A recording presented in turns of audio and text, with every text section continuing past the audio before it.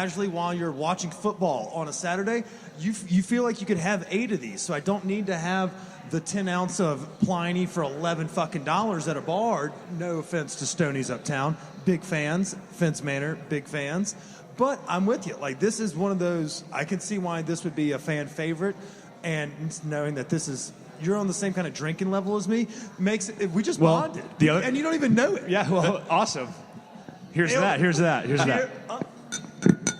Right. So, the other thing is these pale ales, these style pale ales, most breweries don't make these.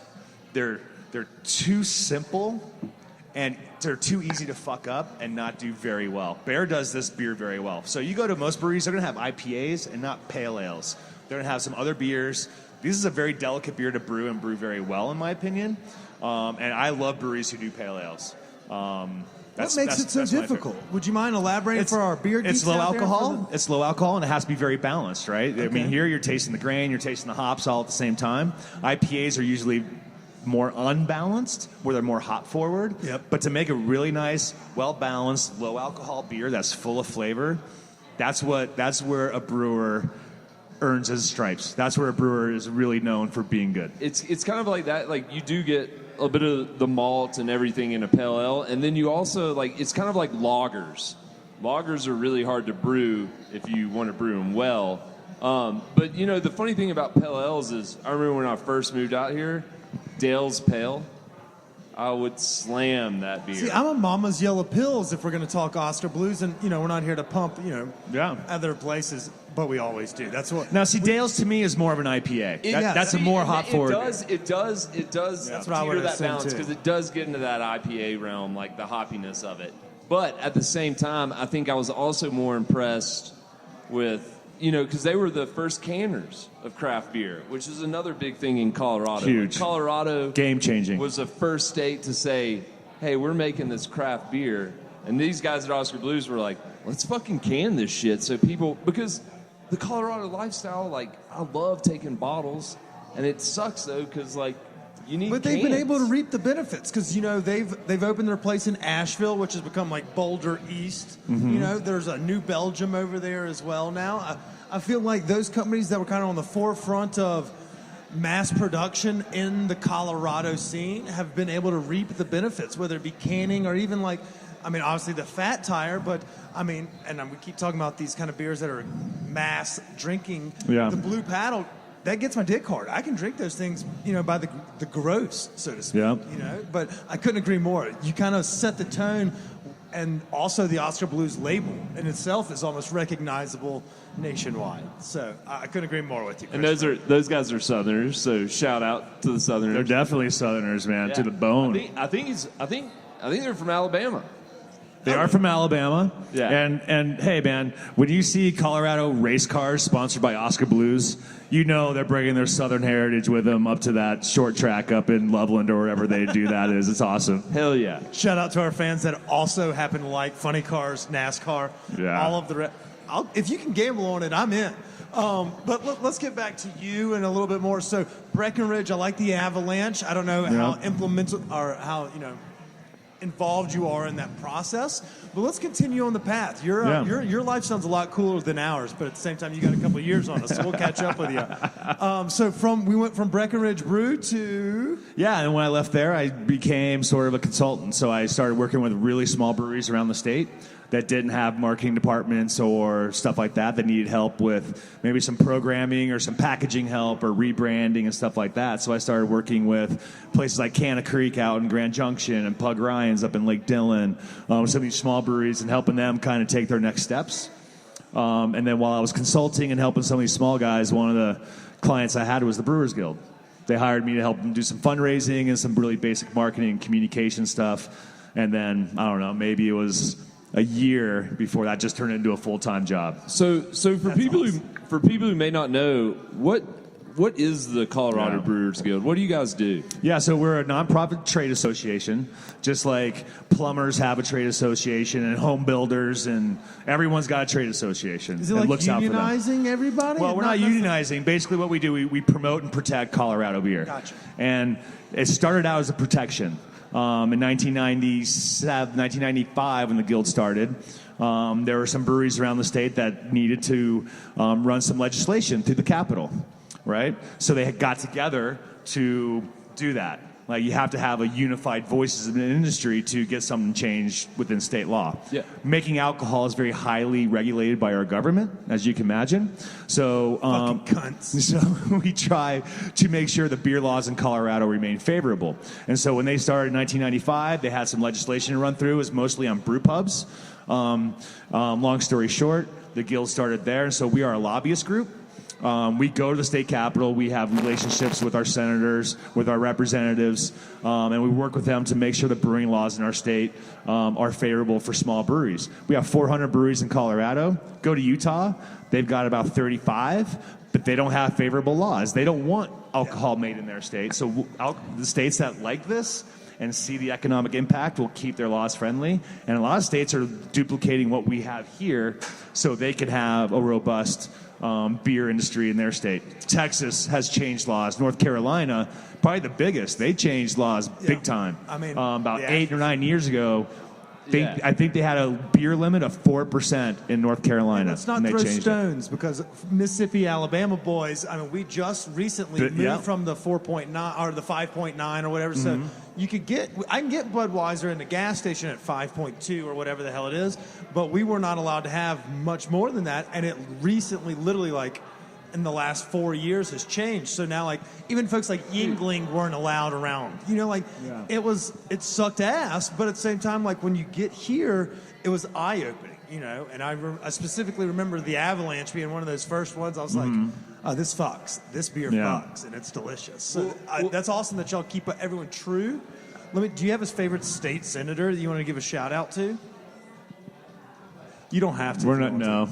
No. Nobody knows the state senator. I do. The guys who love beer. I'm not really gonna Right. Put them on the spot. No. Don't worry about it. No, we're friends with a lot. We're friends with a lot of them, like they all like beer. Like we're friends with a lot of those guys, and they like what they really like though is small business, and that's what this is. We are an industry of about 400 small businesses. Oh, wow. Some people consider New Belgium to be a small business in the grand scheme of things, but like look where we're sitting today. This is the small business example that is perfect. So that's the story they like to hear, is that these are small businesses making a huge difference. We're about $3 billion in economic impact in Colorado as far as craft beer goes. So that's gigantic, right? It's incredible. So that small business is getting together, making a huge difference. About 7,000 employees employed in craft beer. How many did you say? About 7,000 full-time employees. I'm taking notes, so I'm not like not listening. Sure. And I think too, like that's incredible, but it's also incredible the way that breweries work with other people around the state. Like, you know, on their mashes and their grains, they give to farmers. Like after, you know, so it's really conducive to a friendly environment and just that kind of nurturing, you know? I mean, every brewery that I go to around here, they take care of their employees. You never really walk into a brewery and see people having a really shitty time. And if you do, I don't know, maybe leave. But 9 out of 10 times, you're going to walk in there and you're going to see happy people behind the bar. Yeah. They're doing what they love.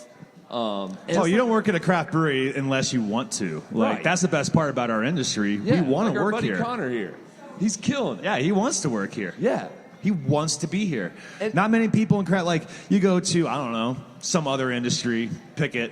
Half the people don't want their jobs. They fucking hate it. Craft beer, that's not a thing at all. Information technology, or perhaps technology services that are sold over the phone.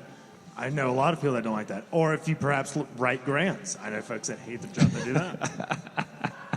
Oh, look at that. Cheers to us. Bumping mics. When we bump mics, it's kind of like our Dave Chappelle when he slaps his... Well, have you seen the show? Have you seen the new Netflix special, Bumping Mics? No, wait, what? Oh, no. Okay, so... What's this about? Segue. Yeah. Dave Attell. Oh, and... I'll watch this. Is Dave Attell and the Jeff Ross? Yes. It is the best. It's the best new comedy. Right. Yeah. And there's the Bumpin' Mics. It's my new favorite funny thing on Netflix. When they brought Schumer and those girls up there on fucking stage, they're Van like, what are y'all doing? Y'all dressed for the night out of town, or y'all going to the red light district? Yeah. So bumping mics, so they watch it. We digress real quick. Anyway, here we go. We're big on tangents. It helps sell the pod. It's a good conversation. So moving back into Colorado, so the Brewers Guild is awesome. You guys help keep supporting local brewers, help the laws be friendly, and do you guys put on events or? Yeah. So we have a series of events that we produce, and we like to produce events that are super unique in beer. Beer festivals are a dime a dozen in the state, as you could probably figure out. Some are for profit, some are for nonprofit. So some are genuine, some are there to raise money, some are just people that they're getting a money grab and doing really lazy efforts at events. At the Guild, we really pride ourselves of doing things unique and different, something that's not happening in the state or maybe even anywhere else. Plug it. For example, Collaboration Fest. There you go. Collaboration Fest has been written by media as the most creative beer festival in the country. And what is that? What is collaboration? Yeah, so the basic premise in beer, brewers work with each other. There's no question. Every day, brewers are reaching out to each other for help, advice. Dude, I'm out of hops. You got any hops? Fuck, my pump is broken. I need a new pump. I can't go buy it right now. Can I come borrow your pump right now so I can get my beer transferred from tanks? Like, that stuff happens all the time. And brewers love hanging out and drinking with each other and coming up with new ideas, so they collaborate and make beers together all the time. So 6 years ago, we came up with the Collaboration Fest, which is basically 2 breweries or more have to get together, formulate, brew a beer, and bring it to the festival. This year, we'll have about 120 beers brewed just for the festival. And that's from collaborated, so it'd be 2 or more folks. 2 or more breweries. One. Yes, you can't. You have technically 240 plus. For sure. Folks involved. Yep. Is it only awesome. Colorado? No, so they get to collaborate with breweries out of state too. When is this? This is March 16th this year. It's the kickoff for Colorado Craft Beer Week. Mark your calendars. And tickets are on sale, collaborationfest.com. Early bird tickets until January right now. You can get like $15 off. And it will be at the Hyatt downtown near the convention center. In their big ballroom, which is a beautiful space to have an event, so it's kind of swanky and fun up there. So Collaboration Fest is super unique and great, and there's a few other that are popping up nationwide, but nothing is as big and robust as this one is. That's awesome. Do you guys happen to do that beers made by walking? No, but I'm very familiar with it. I think that's a great Please elaborate idea. for those that are possibly not in the know. What is this? So beers made. Do you want to explain it? Well, I got to go last year when it was at the Denver Museum of Nature and Science, and this year for some reason it was down in Colorado Springs. Which no beef with that, but I really wanted to go again. It's very hard for an Uber to drive us all the way out. Sure, that's expensive. Yeah, we can't expense that. The credit card only has so much on the limit. But Chris. my understanding of it was when I went there was, basically if you brewers would make a beer using an ingredient that they could walk to, in their state. So I think North Carolina, there are some breweries from North Carolina or something, or somewhere around here, did something with spruce tips. Just things that you can find that are, with Colorado, the peaches, there were some peach brews. So that what they actually asked the brewers to do is go on a hike. Yeah. Think about a beer, and there's whatever inspires you on the hike. It could be a flower that's growing. It could be spruce tips. It could be, anything that inspires you on that hike. So beers made by walking. You're supposed to grab something while you're on a hike, or be inspired and bring that back into your beer. So a pine needle, could it make a presence? Sure. You've seen pine in some There's beers. Honeysuckle, I think, in one beer. Dude, it was wild, and that was the kind super of experimental. So that's a really fun, creative event too. The beer festival scene, Colorado, man. I think we got 150, 175 beer festivals a year here. So there's weekends in the summer. There's 6 or 7 beer festivals going on through the state, and that's absurd. That is absolutely crazy. It's because and I guess that's a great problem to have, and I mean, it's kind of difficult because then we're stepping on each other's toes. Like, I can only send our beer guy to one event on the weekend. Like, there's the rub, right? So brewers have to be really smart on where they're sending their promotional teams or their brewers to. Yeah, like, okay, are we going to go to a place where in a market that we sell beer, or do we want to go hang out in the mountains for a couple days and go rafting and do that? Yeah, so snowmass. So there's all that, right? But we try to make our events more unique and different than just going into a hot parking lot in August and drinking beer for 4 hours and getting totally fucked